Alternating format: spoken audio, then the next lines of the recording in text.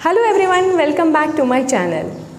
आज हम सीखेंगे कॉस्ट अकाउंटिंग। इसमें 3 अलग अलग टर्म्स समझना सबसे ज़्यादा ज़रूरी है।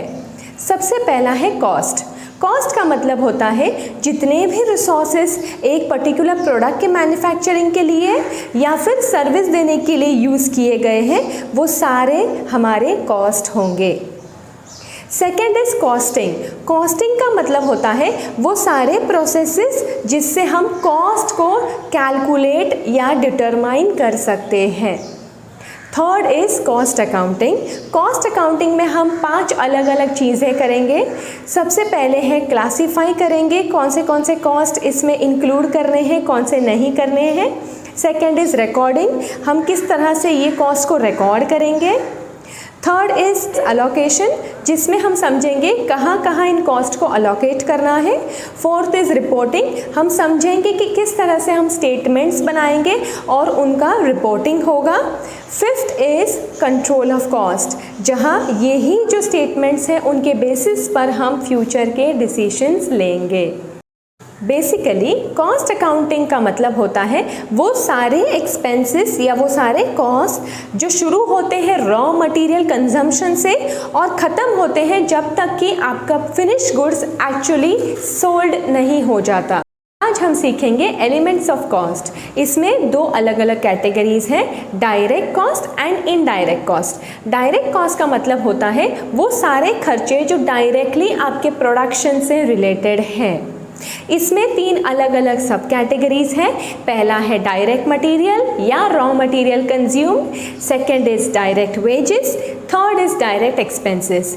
जैसे आप यहाँ देख सकते हैं, डायरेक्ट रॉ मटेरियल के अंदर हमने सबसे पहले ओपनिंग स्टॉक ऑफ मटेरियल लिखा है, उसमें हमने ऐड किया है कैरेज इनवर्ड, उसमें हमने ऐड किया है purchases during the year and हमने लेस किया है closing stock of raw material.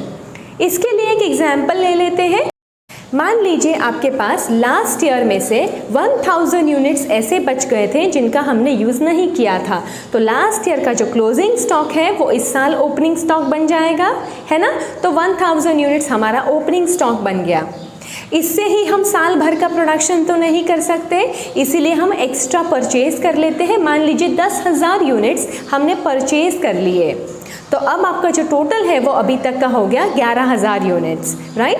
अब last at the end of the year हमने ये समझा कि 500 यूनिट्स का स्टॉक तो ऐसे ही रह गया, हमने इसको नहीं यूज़ किया प्रोडक्शन में।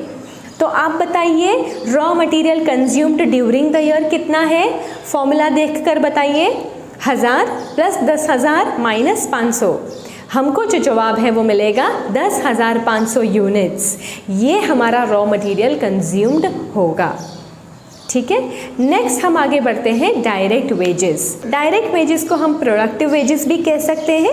जितने भी वर्कर्स हैं जो प्रोडक्शन हाउस में काम कर रहे हैं उनका जो सैलरी है, वेजेस है, वो होता है direct wages. And third is direct expenses. सारे अदर एक्सपेंसेस जो डायरेक्टली आपके मैन्युफैक्चरिंग से रिलेटेड हैं उनको कहते हैं डायरेक्ट एक्सपेंस या chargeable expense. Next main category है इनडायरेक्ट कॉस्ट। इसमें 3 अलग अलग सब कैटेगरीज हैं। पहला है फैक्ट्री ओवरहेड्स। फैक्ट्री ओवरहेड्स मतलब वो सारे खर्चे जो प्रोडक्शन से रिलेटेड हैं लेकिन इनडायरेक्टली रिलेटेड हैं।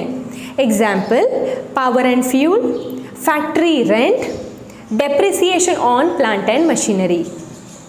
नेक्स्ट कैटेगरी है ऑफिस एंड एडमिनिस्ट्रेशन ओवरहेड्स।